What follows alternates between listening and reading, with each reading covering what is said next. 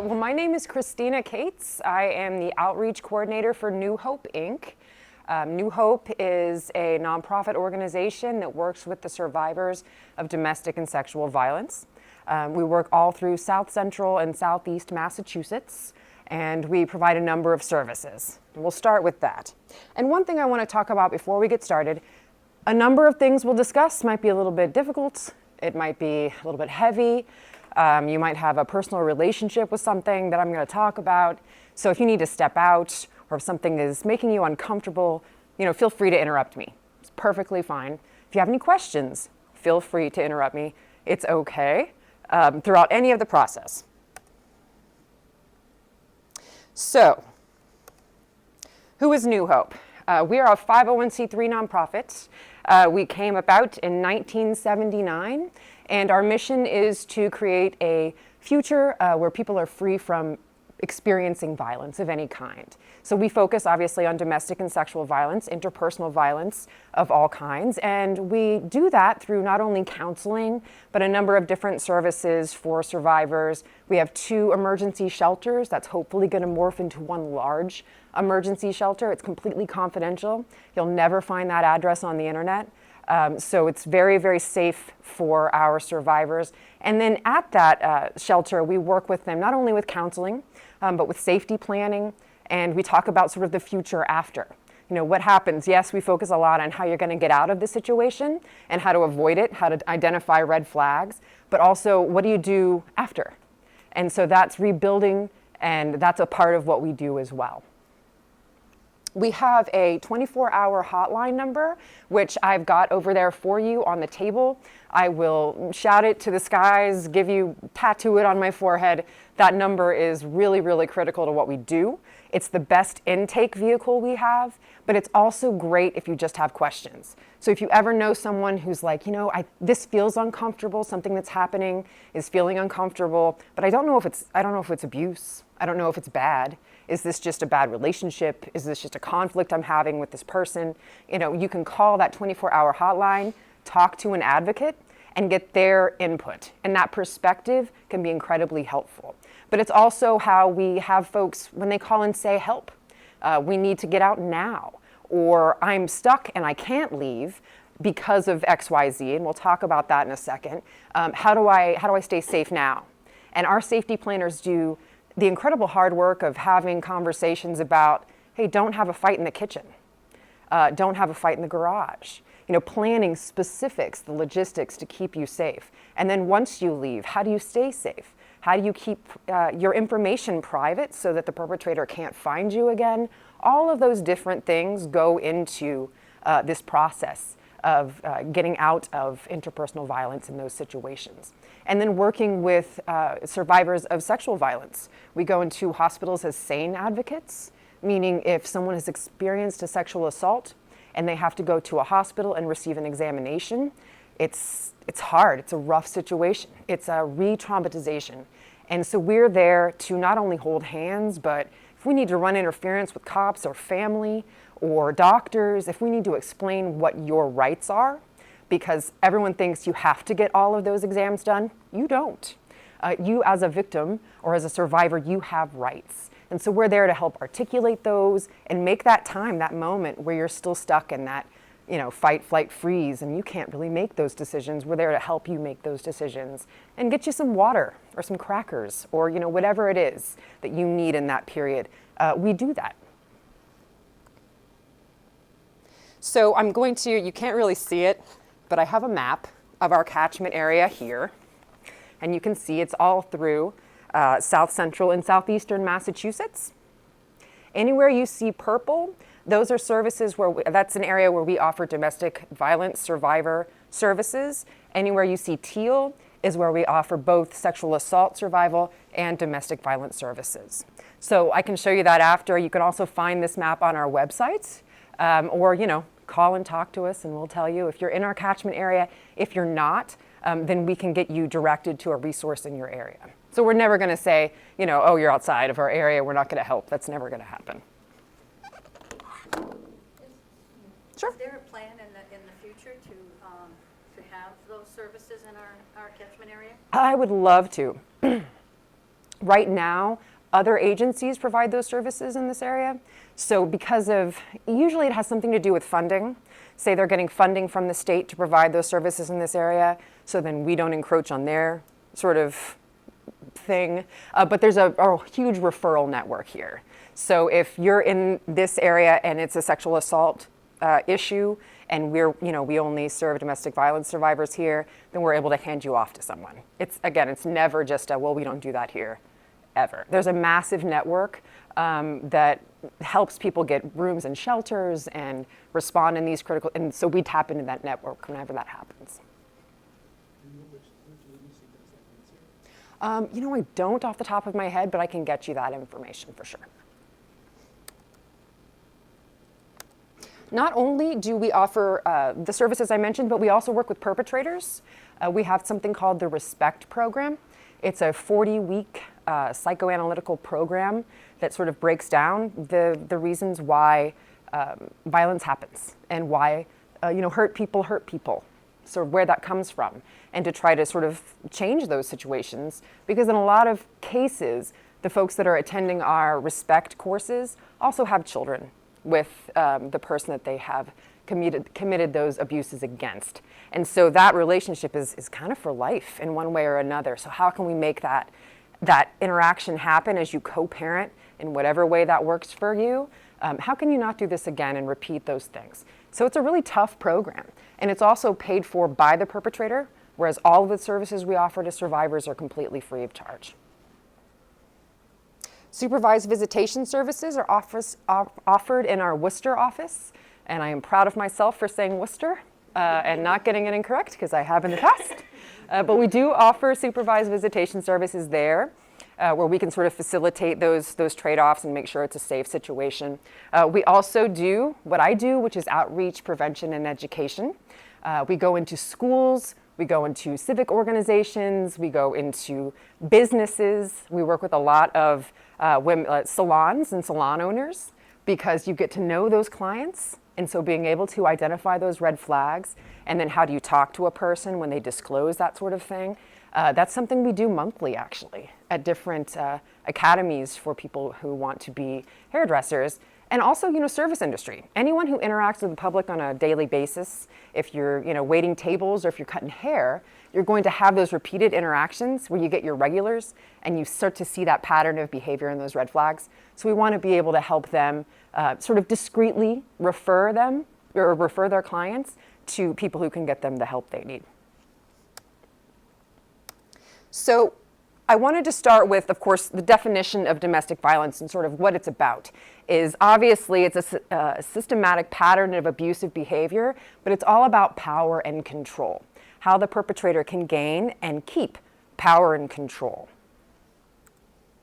The types of abuse that we know physical abuse, we know sexual abuse, verbal abuse, emotional abuse. Those are sort of the ones we're sort of unfortunately familiar with just in our sort of life media. But the ones that are a little more hard to pinpoint, things like financial abuse. Financial abuse is a massive barrier to people being able to get out of domestic violence situations. So, those are easy to see, the physical, the emotional, that that's wrong. But the financial part can be that thing that keeps you in a situation that you don't want to be in. So controlling not only your finances, but your ability to work, your ability to go to school and build any kind of independence that allows you to get free of the situation that you're living in, that's financial abuse. We also see technological abuse becoming more and more of a problem, especially with young people. We were talking about Facebook and just give somebody a phone call.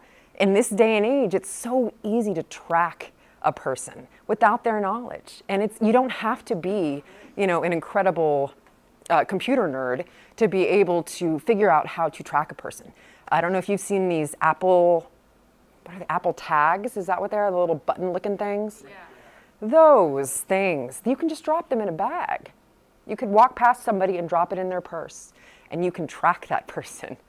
So, it's become so easy to stalk, to harass, because of technology is great. It offers us many, many benefits, but it also has those things, those detractions that can cause us harm. And then things like doxing, things like releasing revenge porn which are two words I'm sorry that I know in this context, especially with young people and teaching young people that, what's on the internet is forever. It doesn't go away ever, ever, ever. But those things, again, can be used as leverage. You can use it to intimidate. Threats, I will release those photos. I will release your information. That's that harassment that you can see, and technology makes it so easy to get to people and to make them vulnerable, which again comes back to that need for power and for control. How often do you find situations where you have somebody who's seeking help who's basically being stalked or controlled using social media? Quite a bit. I wouldn't say that it happens where that's the sole focus of the stalking, but as a part of it, as a part of like a general air of harassment and that stalking, that tracking, that's definitely a part of it. Social media, it's incredibly easy. We were just talking about an app, and I cannot remember it because I am old, but it's something like WhatsApp or chat thing. That's the one. We were talking about, yes, Snapchat, where it tracks you and it follows you about. And if you don't know how, and they don't make it easy to turn off either, they make it incredibly difficult. So, just that fact that exists, simply so that they know how to market to us better, but it has that side effect of if someone wants to use it for a nefarious purpose, they absolutely can. So knowing how to make ourselves safe, how to turn those things off, you don't know what you don't know. So a lot of us don't even know they're there until it's pointed out to us. And then, at some points it's too late.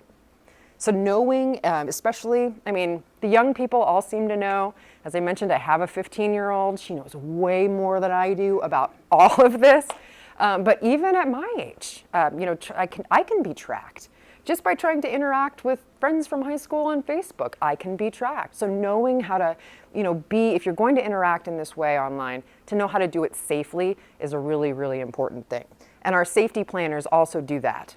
And that's something that they go out and they talk to people about as well. So the cycle of abuse, we talk about what that looks like. And, I like to say that we think of it, we usually see a picture of it as a nice clear circle. Looks very even. And that's not usually the way it works. It's usually more like a cyclone. So the top of that cyclone, it's the beginning, it's that honeymoon phase, it's roses and flowers, and if there's any problems, they're easily solved. I'm sorry, baby, it'll never happen again, everything's fine. But then you get down to that middle of the cyclone, the tension is building, eggshells are there, maybe the person is trying to compensate for the other's anger by changing behavior and just trying not to upset the boat, don't upset the apple cart. And then of course, as that sort of behavior intensifies, that tension intensifies, you get down to that violent moment, the abuse, whatever happens. Could be a punch in the wall, could be the punch in the body, it could be any sort of thing that is physically threatening, that moment of violence. And then the cycle starts over again with the I'm sorry's, it'll never happen again, everything's great. And then, of course, the tension starts to build and we get back to the violence. Over time, that top part, the flowers and the I'm sorry's, that goes away. And it's just tension to violence, to tension to violence. And that's the cycle over and over again. And it's very, very difficult to break. We have something, and again, it's a graphic, it's not important, but it's a wheel that we call the power and control wheel. And I'll just show you basically, you don't have to read all the tiny words. It's not important. But in the middle there, we have power and control. And on the spokes of the wheel, we have all the behaviors that the perpetrator will leverage to keep that power and control. So that's the abuse that we see. And that can be some of the ways that we identify red flags in relationships that we're in or that we're close to and that we see happen. And those sorts of things are things like coercion and threats, intimidation, emotional abuse. Isolation is a massive one, keeping them cut off from friends and family who might say, hey, that behavior is completely out of line. And so they keep you away from them, keep you isolated so that you don't get that perspective. Minimize, deny and blame, good old gaslighting. making you feel like you're the crazy one because you have a problem with this behavior. What's wrong with you? This is fine. This is all in your head. That can be a really big tactic. Privilege. If you're in a situation where you're in a relationship where one of you has privilege that the other one does not, excuse me, it could be gender privilege, it could be the male-female dynamic, it could be money, status, really anything, where the perpetrator can leverage that privilege over their partner. It becomes a tactic of power and control. Economic abuse, we just discussed, keeping you economically isolated. We say that financial freedom is freedom. If you don't have financial freedom, there is no freedom there. Manipulation, leveraging of others, this can be your children. It's a little different in relationships without children, but when children are involved, the math is completely different. And talking with survivors who've stayed in a situation, we say that denial is a part of it. They say that denial is really the crux of it, that you have to be in denial to stay in those situations. The truth is you're not. You know exactly how bad it is. You know exactly what kind of situation you need to get out of.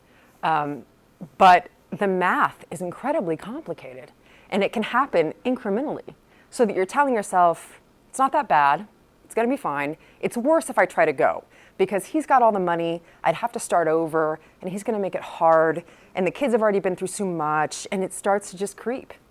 And so it's not so much denial as it is just, the math getting complicated because you've got children involved in the situation, and because it happens so slowly that you can write it off as just, it's nothing. It's harder if I leave. It's easier if I stay. And we can always see, right, from the outside in relationships that aren't very good.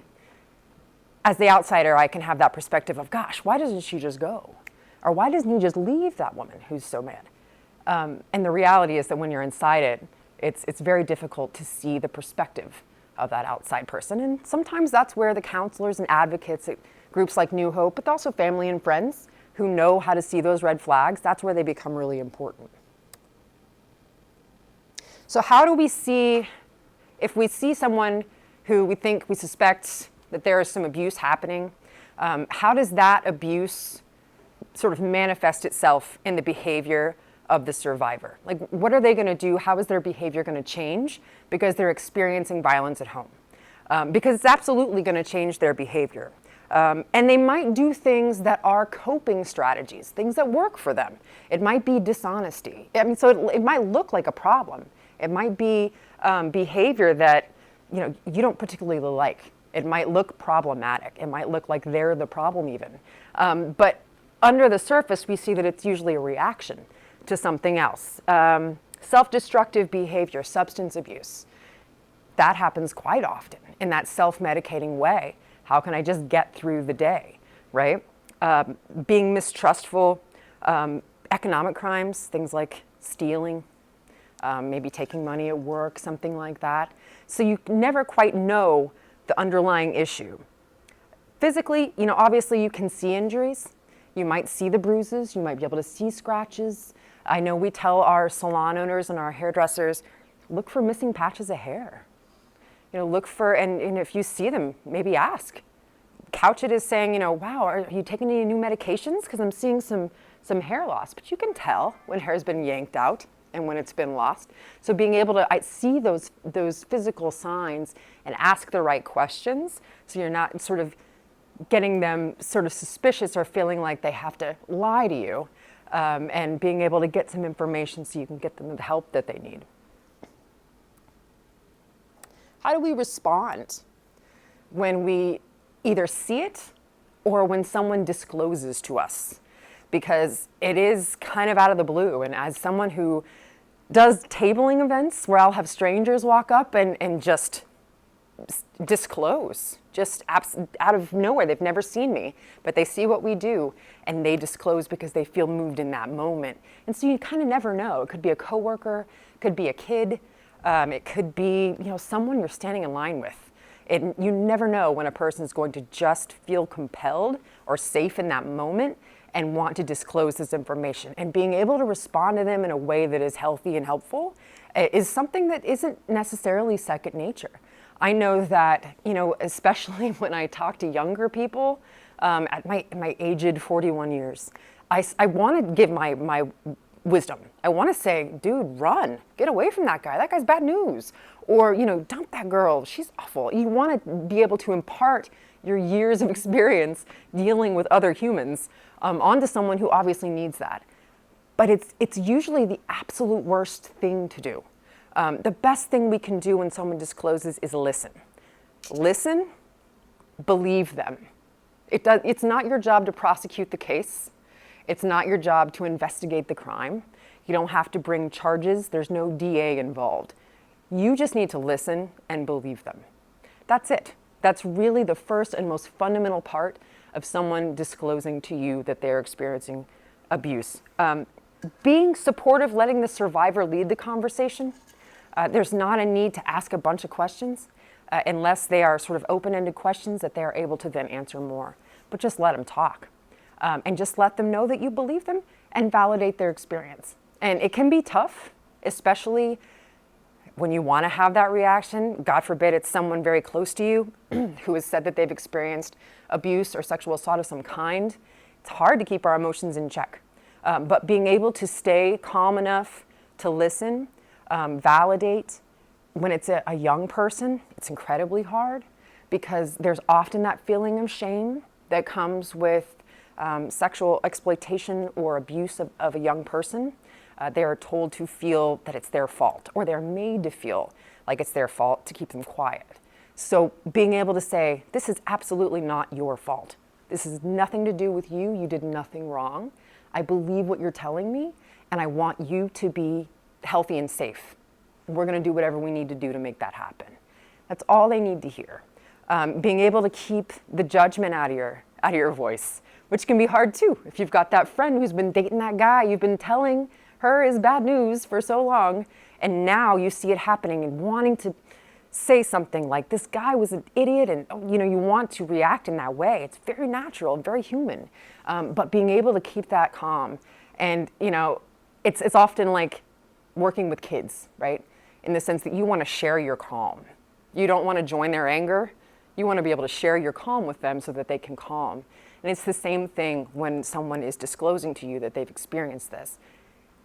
Keeping your emotions under control, even if you feel righteous anger, even if it's your best friend or your sister or your mom, that's the hard part. That's the challenge. But it's really, really important to being able to sort of keep that line of communication open with the survivor so they don't just cut you off. Okay, they're judgmental, or they don't get it, or they're making me feel this way, and then they shut down and they stop communicating, and that's absolutely not what you want to happen. Again, offer resources, not advice or opinions. That's really the crux of it.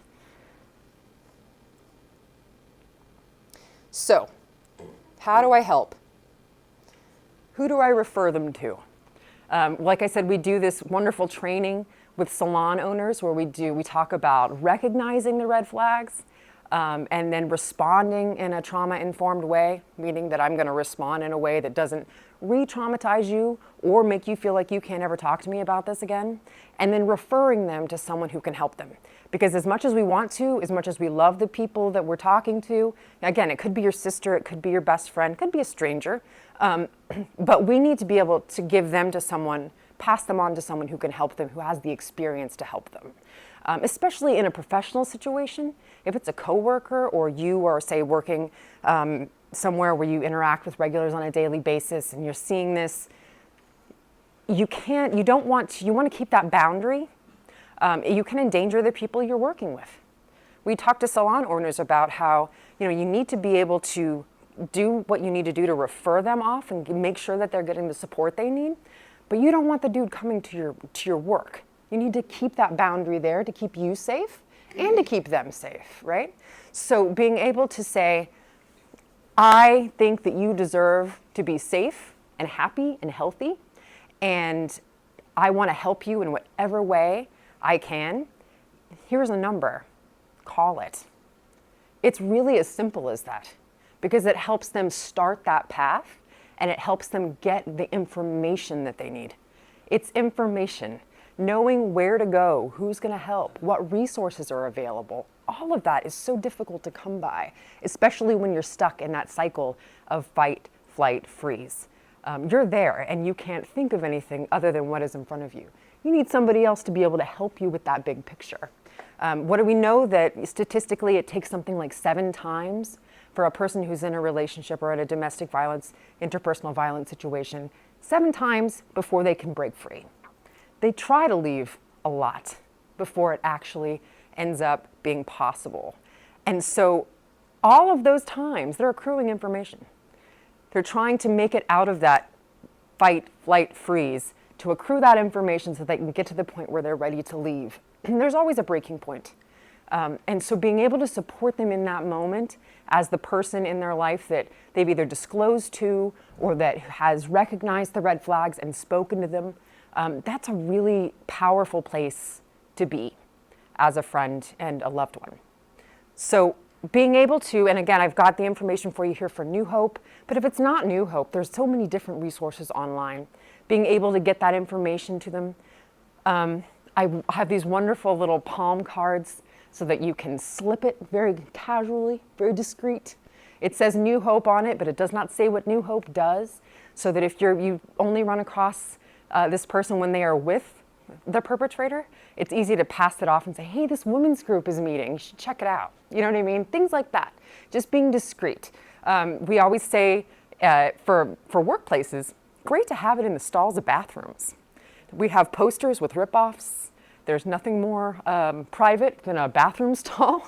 So being able to have that there where they're away from everyone and they can take that information, that's a really important thing. So having that information available in your life, whatever your profession is, or any churches, civic groups, anything that you're involved in, libraries, anywhere, this is information that can be available so that people have it when they need it. We have magnets. I hand them out at colleges like candy because they go on refrigerators. It's like having poison control on your refrigerator. Hopefully you'll never need that number. But if you do, or someone you know does, having it handy can save someone's life. So that's really it. Do you have any questions or anything that you'd like to ask me while I'm here? Yeah. In your counselor training, when you're working with a survivor who's not left the home, what types of things do you do to help prepare that person to? I mean, I know the counselor doesn't say you need to leave. Sure. That person only knows when to leave. Sure. But say, for example, she is about ready to take that step. Okay. What types of things should she be planning or have as resources to her to up and go when necessary? Yeah, there's so many things. Leaving can take a team. Doing it alone is near impossible. It's almost impossible. It takes often a number of different things. I can tell you from experience, I had someone who helped, who came in and picked us up because we ran, so we could run in the car. Then had a brother who came out and rented a van so they could drive me away. And then we had other people who helped with financial resources. So having a network is the first thing. Having someone that you can text and say, I'm done. This is it. This is the moment. Help. And then that person can set off all those alarms. That person talks to it's a phone tree. But setting that up, who can I call? What resources can be in place so that when I do hit that moment, when I know it's now is the moment, I can activate that phone tree, and I've got someone to physically remove me. I've got a way to get far enough away that I'm safe. I've got resources when I get there, and a way to start over. And all of that, again, takes that network. So if that person isn't ready to go, but it's close, getting that network in place and getting that process for when it does happen, having a go bag, putting those together, keeping it somewhere. depending on the technological sophistication of the person who's perpetrating, having, there are these little bags, I have 2 of them in my office, that you can get that will, you can't track a phone. You put the phones in the bag, tablets in the bag, and they can't track you. Yes, so those are great. So just having that go bag, so that I know, you know, for us, it was waiting till he went to sleep, and he wouldn't go. It was days, but we had to be ready. You had to be ready to. So having that bag ready, if there are kids, having them prepped. Just know when I say go, we go. So having that process in place early, as early as possible, even if maybe they're not ready, doesn't matter.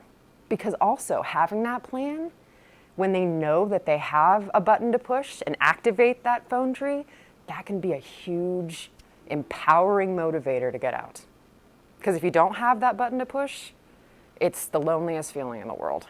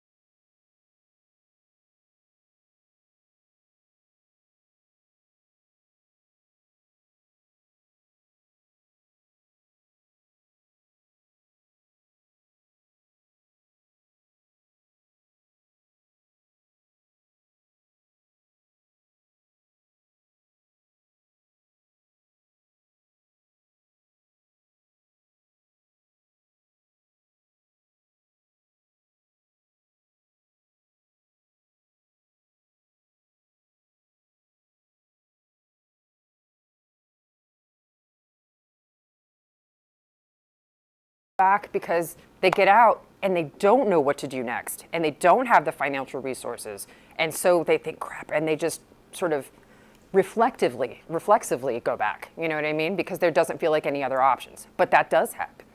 It does happen, and then you go back, and then the next time is the time that something fatal happens. I couldn't understand why he only spent Oh yeah. 2 days in When jail. was this? When was this? Oh, What this, year? 80s? Yes. 70s or 80s? It doesn't matter. Well, 70s, let me 80s are see. the same thing. It comes to this, you know what I mean? Laura's 50 now. Yeah, so the laws have changed Yeah. a great So- deal. They have. And Let's say 40 years ago. yeah, but this is also another reason people don't report, because I know that a lot of children they don't want to tell on their parents, because if they do, and the police come out and their mom or dad is able to sweet talk those police and convince them everything's fine, the police are going to leave, and then you're going to be even more trouble with the parent. So not being able to trust the system and the process, like in your case, like that's not being able to trust that that process is going to work for you is a massive barrier. In and of itself, it's a massive barrier, because if you don't think it's going to protect you, why am I going to put myself out there and take that huge risk? You I know? couldn't understand how this could happen, Yeah. but it does. It does. It absolutely does. The laws are different. 80s and 90s. Oh yeah, it was the Wild West. See, now, if you were available, I know. it would have been a different story. Yeah.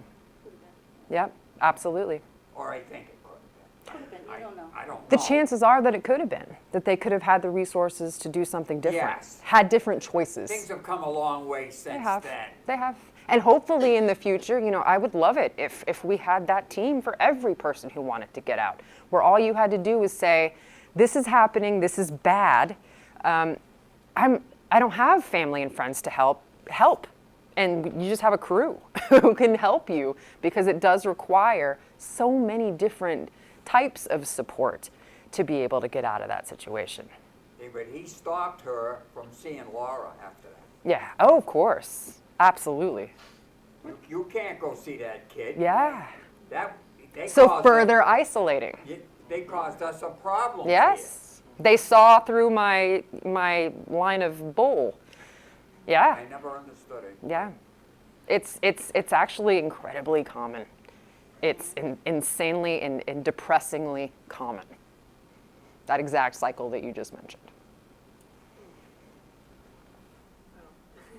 I have a question and an observation. Sure. Okay, I'll start with a question. Okay, when you said that people of sexual abuse, they have rights, so they shouldn't take all the tests. I have heard that a lot Not shouldn't of- take all the tests, Oh, okay. but don't have to. Okay, because I've heard that it's very time sensitive. Oh, it's 5 If you days. have a rape or Yes, something, absolutely.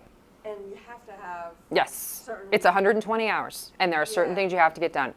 The difference is, again, depending on context, depending on a lot of different factors. Are you trying to catch the person? Is the person still is this still do they know he did it? Do you need more evidence?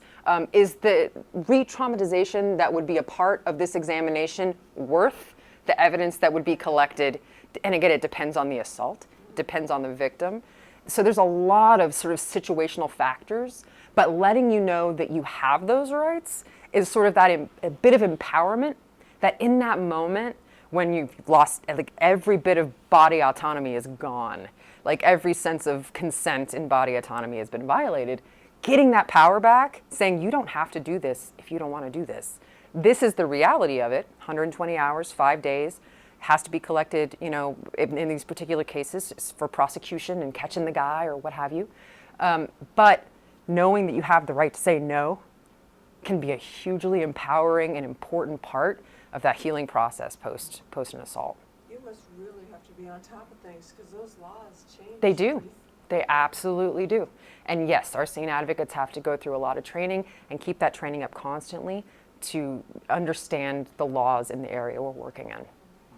And my observation is, we were talking about like how technology can be really bad. You were talking about those little dots that can be dropped in Yeah. bags and track, and yet it's like you're depending on that technology because if I give you a text, so you're using the cell phone Absolutely. that is doing that. I know, it's crazy, isn't So it? it's- Yeah.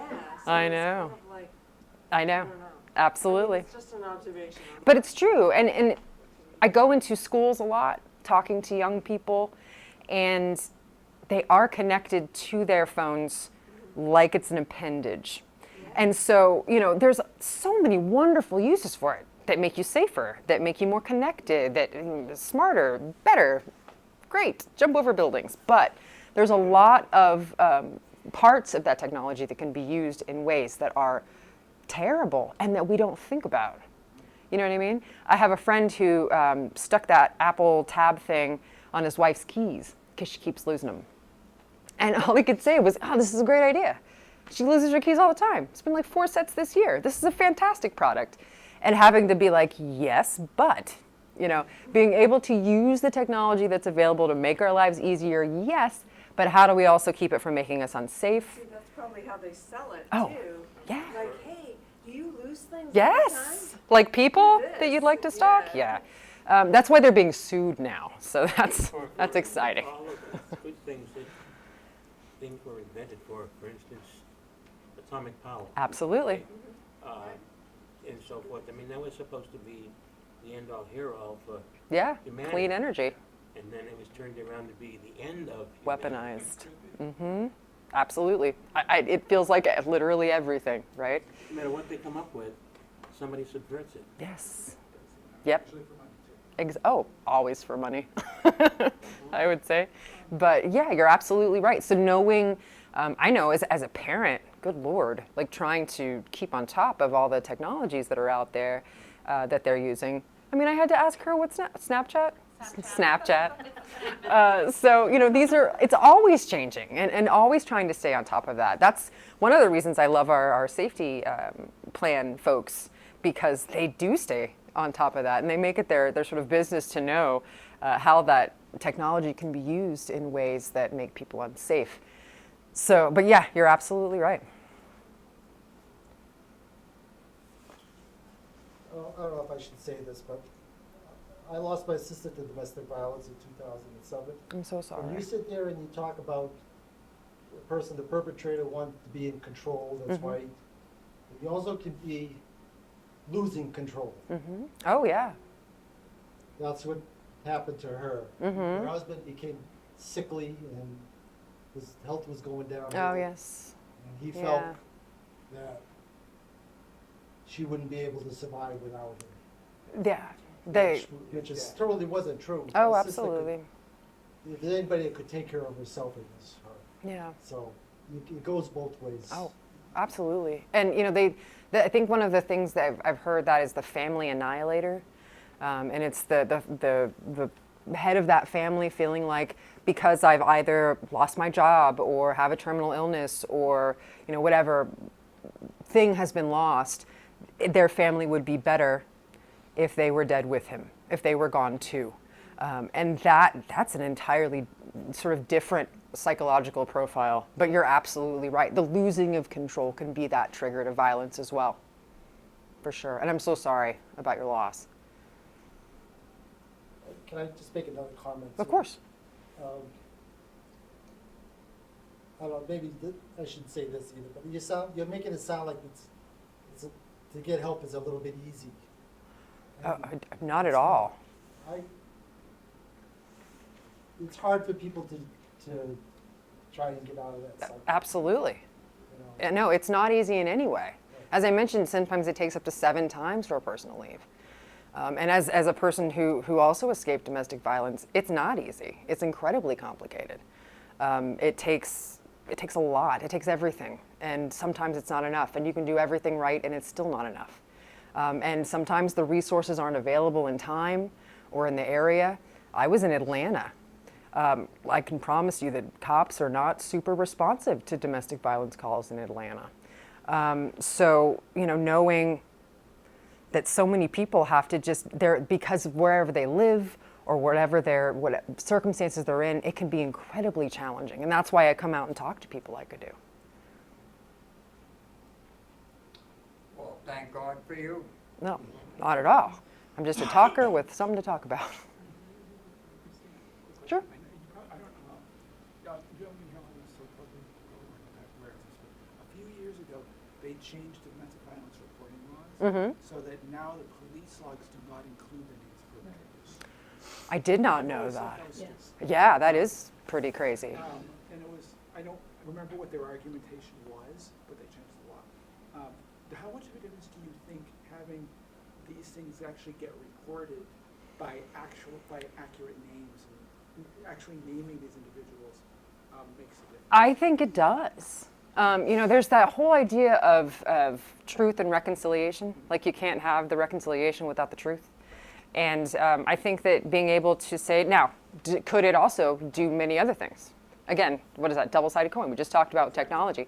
Naming a person can be a lot of different good things. It can sort of make a person have to confront what they're doing, their behavior, and how it impacts other people. It can pressure them socially, professionally, in their churches. There's a lot of different ways that can be useful. It can also be a trigger to violence. So if you're naming a person and that person reacts in that family annihilator way, that can be something that triggers them to violence. We even say, you don't have to get a restraining order isn't always the right answer. Harassment orders aren't always the right answer. Sometimes people are pausing in divorce proceedings. Sometimes people don't want to ask for child support because you don't want to give that trigger. You don't want to light that person up and add that extra level of rejection that's going to make them lash out. So part of safety planning is deciding if that's the right choice for you, because it isn't always. And we also know that harassment orders and restraining orders are great. And they're wonderful to have on paper for a lot of different reasons. It can criminalize behavior that might not be criminalized if you didn't have that harassment order, keeping you safe from the perpetrator because the police are now involved, but can also be a trigger because they have to get served. And in a lot of cases, they have to tell you what area that you have to avoid, which is very helpful in pointing out exactly where you are and exactly where you're going to be. So there's a lot of parts in the legal process of getting these orders that might not be helpful. They might not be the best solution for that individual person, which is why the safety planners work on an individual basis. They have resources and they have knowledge, But every situation's a little different. It depends on so many different factors. There's sometime soon.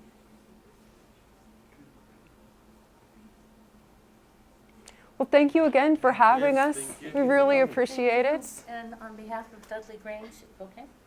On behalf of Dudley Grange, we would like to donate these items. Thank you for the so shelter. much. Thank you so, Thank you so for much. coming. It was very informative. Absolutely. Absolutely. Thank you for having us.